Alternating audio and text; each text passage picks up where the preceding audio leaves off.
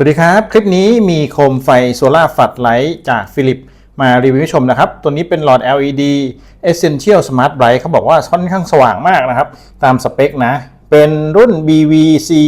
080 LED 9นะครับตัวนี้เขาบอกว่าสว่าง12ชั่วโมงแล้วก็ใช้งานได้ 25,000 ชั่วโมงนะครับประกอบไปด้วย6วัตต์ LED หลายๆหลอดนะครับสว่างรวมกันแล้ว900ลูเมนแล้วก็ทำงานที่90วัตต์นะครับก็มีรีโมทมาให้มีตัวโคมไฟมาให้แล้วก็มีแผงโซลาร์เซลล์นะครับตัวนี้ก็เหมือนยี่ห้ออื่นครับมาดูกันว่าเขาจะทำงานได้ดีแค่ไหนนะครับตัวนี้เขาก็เป็นยี่ห้อดังนะยี่ห้อฟิลิปก็ถือว่าเป็นยี่ห้อเครื่องใช้ไฟฟ้าตัวนี้มีเขียนไว้ว่ากันน้ำ IP65 กันน้ำกันฝุ่นนะครับแล้วก็สามารถที่จะเก็บเกี่ยวพลังงานได้เต็มที่นะครับอื่นๆก็เป็นข้อมูลของผู้ผลิตแล้วก็ผู้นำเข้านะครับในกล่องจะประกอบไปด้วยรีโมทจิ๋วนะครับเป็นเขียนว่าฟิลิปนะมีโหมดต่างๆเดี๋ยวเรามาลองใช้ดูนะครับแล้วก็จะมีพุกกับน็อตที่เป็นเหล็กทั้งหมดเลยมีน็อตขันบริเวณขาด้วยนะครับแล้วก็จะมีตัวแผงโคมนะครับตัวโคมเนี่ยจะประกอบไปด้วยหลอด LED 6 วัตต์เรียงกันอยู่นะครับมีเขียนว่าฟิลิปแล้วก็ด้านหลังจะไม่มีปุ่มอะไรเลยนะครับตัวนี้ก็จะเป็นแจ็คสำหรับโซลาร์เซลล์นะครับออกมาด้านล่างตัวนี้กันน้ำได้มีขาตรงนี้ออกมานิดนึงสามารถที่จะแขวนหรือขันน็อตกับผนังได้แล้วก็ปรับมุมได้นะครับตรงนี้ก็คิดว่าน่าจะใช้งานได้ทั่วไปตรงนี้มีเขียนนิดนึงเป็นสเปคนะครับเขาเขียนว่ากินไฟ6วัตต์ตรงนี้นะครับแต่ผมไม่แน่ใจว่า6วัตต์เนี่ยหมายถึงทั้งหมดหรือว่าหลอดเดียวนะครับถ้า6วัตต์นี่มันก็จะน้อยไปนิดนึงนะแต่ไม่เป็นไรโอเคเดี๋ยวเรามาลองดูกันนะครับถัดมาตัวนี้เป็นแผงโซลาร์เซลล์นะครับขนาดไม่ใหญ่มากเท่าไหร่ขนาดกลางนะครับคิดว่าคงออกแบบมาสำหรับตัวโคมไฟพอดีถ้าเกิดว่าใช้งานแล้วได้ทั้งคืนถึงเช้าคิดว่าโอเคแล้วไม่ต้องซีเรียสนะครับอยู่ที่ว่าชาร์จเต็มแล้วใช้งานได้กี่ชั่วโมงมาดูตัวแผงกันนิดนึงครับตัวแผงเขียนว่าเป็นแผง5โวลต์6วัตต์นะครับ maximum power ที่ออกมาก็คือ6วัตต์เข้าใจว่า6วัตต์เมื่อสักครู่ที่เขียนไว้ตรงนี้คือไฟจากแผงในการชาร์จนะครับตรงนี้ก็สามารถที่จะชาร์จได้ 1.2 แอมป์นะครับผมไม่ค่อยซีเรียสเท่าไหร่แต่ขอให้สว่างทั้งคืนแค่นั้นก็พอจบแล้วนะครับเดี๋ยวเรามาทดสอบกันสายไฟที่ให้มาตรงนี้เป็นสายใหญ่นะยาว5เมตรท้วนนะครับเป็นแจ็คที่เข้ากันได้พอดีอยู่แล้วแล้วก็ถัดมาชิ้นสุดท้ายตัวนี้จะเป็นขาของแผงโซลาร์เซลล์ก็เอาไว้ขันติดกับผนัง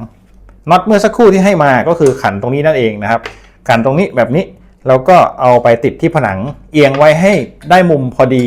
ตามสมควรที่แสงจะเข้าได้เยอะที่สุดตลอดวันนะครับก็มีเท่านี้ตัวนี้มีคู่มือและเอกสารมาให้ด้วยวิธีประกอบใช้งานนะครับก็ถือว่ามาตรฐานทั่วไป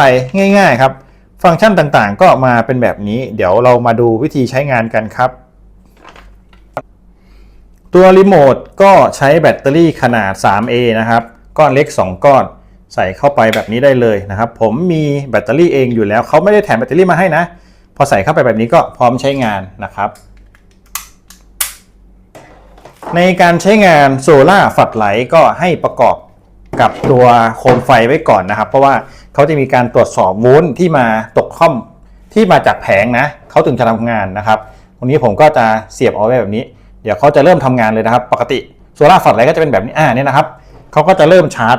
ดีเทคว่ามีโวลต์มาจากแผงนะครับจริงๆไฟที่มาจากแผงเนี่ยมีแค่โวลต์แต่กระแสไม่วิ่งเนื่องจากความเข้มแสงมันไม่พอนะครับไฟนีออนไฟบ้านพวกนี้แสงไม่ได้อยู่แล้วชาร์จไม่ได้แต่จะมีโวลต์ตกค่อมมาให้ตัววงจรดีเทคเจอว่ามีการส่องแสงมาที่แผงนะครับตอนนี้ก็สมเหมือนว่าชาร์จอยู่นะครับคราวนี้มาชมวิธีการใช้งานหลอดไฟ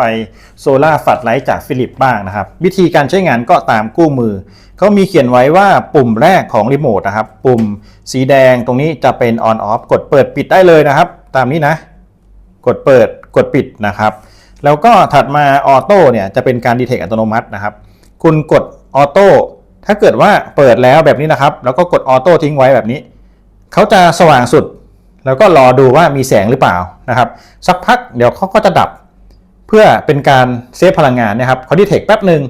แล้วเจอแสงเป็นกลางวันเขาก็จะดับนี่คืออยู่ในสถานะออนอยู่แล้วก็รอนะครับไทม์เมอร์เขาจะทำงานเองอัตโนมัติถ้าปิดไฟเดี๋ยวเขาจะสว่างขึ้นมานะครับโอเคเนี่ยนะครับการดีเทคก็ค่อนข้างเร็วนะปิดปุ๊บสว่างปั๊บเลยนะครับ เปิดไฟโอเคทำงานเร็วมากนี่คือโอเคแล้วนะครับสำหรับโหมดในการใช้งานทุกครั้งคุณจะต้องเปิดครั้งแรกเสมอนะครับถ้าเกิดถอดแผงโซลาร์เซลล์แล้วประกอบใหม่เนี่ยคุณจะต้องเปิดถึงจะสั่งงานเขาได้นะครับผมจะกดเปิดก่อนนะแล้วจะเลือกโหมดอื่นนะครับมาดูโหมดกันนิดนึงเดี๋ยวผมปิดก่อนโหมดถัดไปครับเป็นโหมด Full สัญลักษณ์ Full ก็คือสัญลักษณ์ที่เป็นรูปคล้ายๆกับดอกไม้นะครับเข้มๆนะทางซ้ายมือตัวนี้คือ Full นะครับปุ่ม Full เป็นการบอกว่าเขาจะเปิดตอนกลางคืนที่ความสว่างสุด 100% จนกว่าแบตเตอรี่จะต่ำนะครับตรงนี้นะแล้วก็ถ้าเป็นพาเชียลข้างๆกันตัวพาเชียลข้างๆทางขวานะครับจะเป็นการเปิดความสว่างที่ 20% จนกว่าแบตเตอรี่จะอ่อนแล้วก็ดับไปนะครับถ้าเป็นตัว H จะเป็นการบอกว่าเปิดที่ความสว่างสุด 100%ถัดจากนั้น1ชั่วโมงปรับเป็น 50% แล้วผ่านไป2ชั่วโมงเขาก็จะดับนะครับก็ตามนี้คิดว่าน่าจะประมาณนี้แล้วถ้าเป็นโหมด M นะครับ M บนรีโมทตรงนี้เขาก็จะเป็นการบอกว่าเปิดที่ความสว่าง 70% 1ชั่วโมงนะครับแล้วถัดจากนั้นเป็น 30% ผ่านไป4ชั่วโมงก็ดับนะครับแล้วก็ตัว L จะเป็นการบอกว่าเปิดที่ 50% ความสว่างครึ่งหนึ่งนะครับผ่านไป1ชั่วโมงลดเหลือ 20% นะครับแล้วก็ถัดจากนั้นอีก6ชั่วโมงเขาก็จะดับนะครับถัดมาดิมครับตัวดิมนี้ก็จะเป็นการเทิร์นออนที่เปิดที่ 40% ความสว่างนะครับผ่านไป 0.5 ชั่วโมงก็จะลดลงมาเป็น 20% แล้วก็ผ่านไปอีก 2.5 ชั่วโมงก็จะเปิดที่ 10% จนกว่าแบตเตอรี่จะอ่อนนะครับดูตามคู่มือได้เลยนะครับคิดว่าน่าจะประมาณนี้ผมก็แปลให้ชมผมจะสาธิตเล็กน้อยนะสมมุติว่าคุณจะเปิดที่ฟูลตรงรูปดอกไม้นะครับคุณก็ต้องเปิดก่อนเพื่อจะสั่งงานเปิดนะครับแล้วหลังจากนั้นคุณก็มาเลือกรูปดอกไม้กดปุ๊บนี่ครับสว่างสุดเลยโอ้โหแสบตานะครับสักพักหนึ่งเดี๋ยวเขาจะดับนะครับนี่เป็นการบอกว่านี่เป็นกลางวันนะมีแสงนะแต่เขายังเปิดใช้งานอยู่ปกตินะครับนี่คือการเปิดใช้งานแล้วเขาจะนับเวลาดีเทคแสงอัตโนมัตินะครับเดี๋ยวผมจะสมมุติว่าเป็นตอนกลางคืนนะปิดไฟครับโอ้โหเร็วมากปิดไฟปุ๊บสว่างเลยนะครับแล้วถ้าเปิดไฟล่ะปุ๊บโอเคเนี่ยครับเร็วดีถัดมาครับเดี๋ยวผมจะเปิดสว่างน้อยๆให้มันใช้ได้นานๆนะครับผมจะเปิดที่ partial เขาบอกว่าตรงนี้จะความสว่าง 20% ผมก็จะเปิดก่อนเพื่อสั่งงานปุ๊บเปิดขึ้นมาแล้วก็มากดที่ปุ่มนี้นะครับกดปุ๊บนี่คือ 20% ความสว่างนะครับขึ้นอยู่กับพื้นที่ของคุณถ้าพื้นที่กว้างก็เปิดความเข้มสูงแต่ถ้าพื้นที่เล็กๆก็เปิดความเข้มไม่สูงก็ถือว่าประหยัดแบตครับบางทีถ้าเกิดว่าแสงแดดน้อยอยู่ในพื้นที่มุมอับแสงไม่เยอะคุณก็เปิดที่ 20% มันก็จะประหยัดแล้วก็อยู่ได้ทั้งคืนนะครับอันนี้อยู่ที่เปอร์เซ็นต์ของแบตเตอรี่ว่าชาร์จได้เต็มวันหรือเปล่านะครับก็ประมาณนี้ตอนนี้เขาก็ดับไปแล้วครับการใช้งานก็มีประมาณนี้ง่ายมากนะครับรีโมทก็ถือว่าค่อนข้างดีน้ำหนักดีกดง่ายนะครับผมก็ติดแผงโซลาร์เซลล์เอาไว้ตำแหน่งใกล้เคียงกับของเดิมนะครับบริเวณนี้รับแสงแดดได้ครึ่งวันตั้งแต่เที่ยงนะครับก็คิดว่าน่าจะชาร์จเต็มในการเดินสายก็ลากสายมาด้านล่างแบบนี้เลยแล้วก็ติดเอาไว้ในมุมที่ยังไม่มีแสงหรือว่าแสงน้อยนะครับลองเปิดใช้งานเลยครับเปิดขึ้นมาทดสอบดูว่าเปิดปกติได้ไหมนะครับเปิดได้ปกติก็เราจะตั้งเวลาครับผมจะเปิดขึ้นมาก่อนแล้วก็ตั้งเวลาเป็นแบบออโต้นะให้เขาออโต้แสงสว่างออโต้ไปทั้งคืนนะครับมาดูกันว่าพอถึงตอนเช้าเนี่ยเขาจะยังสว่างอยู่หรือเปล่าหรือว่าถึงตอนรุ่งเช้าที่แสงมาเนี่ยเขาค่อยปิดหรือเปล่านะครับ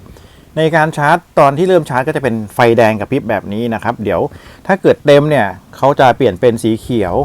ก็ชาร์จไปเรื่อยๆครับไม่แน่ใจว่าวันนี้จะเต็มหรือเปล่าเนื่องจากว่าเลยครึ่งวันมาแล้วนะครับ